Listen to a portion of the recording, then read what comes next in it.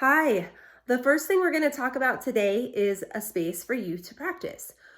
The first thing you want to do is make sure you're in a space that's quiet and away from distractions. You don't want to have the TV in the room on, or other people on the phone or on Zoom calls, or anything else that's going to distract you from the task at hand.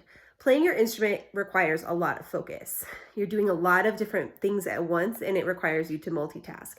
So having a space that lets you focus is really important. The other thing you want to do is have a chair that lets you sit up really, really straight. I'll show you mine. The first thing is I like to have a good chair that lets me sit up straight and not move around too much. I like to use my piano bench.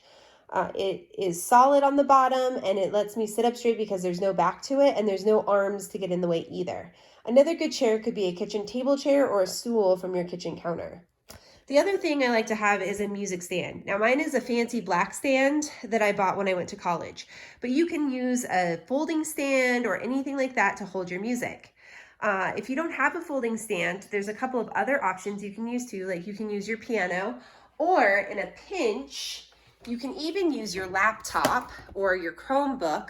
But if you're gonna do that, you need to set it up on a box or something so that when you sit down, your head can be straight with your chin flat to the floor and able to see the music. Once you have your space set up, it's important that you practice good posture every time you play. So you want to make sure again that your back is straight. You're going to engage your belly muscles whenever you sit up straight and when you blow through your instrument. Your feet are going to be flat on the floor, which is going to be important. You never want to have your legs crossed or sitting cross-legged. Like that. While you're playing, at least not until you get really, really good. When you're a professional, you can sit however you want to. You want to give yourself plenty of space between yourself and the music, okay? So if you wear glasses, you're going to have to wear your glasses to play. Otherwise, you won't be able to see.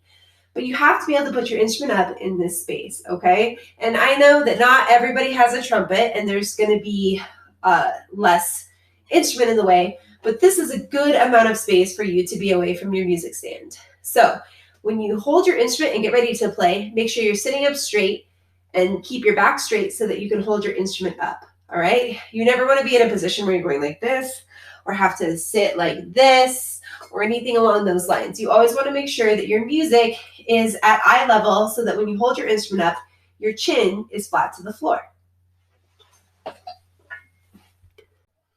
If you're a percussionist, you're going to stand to play every time. In rehearsals, you'll always stand. There's never a time when percussionists sit, except for when they're playing drum set.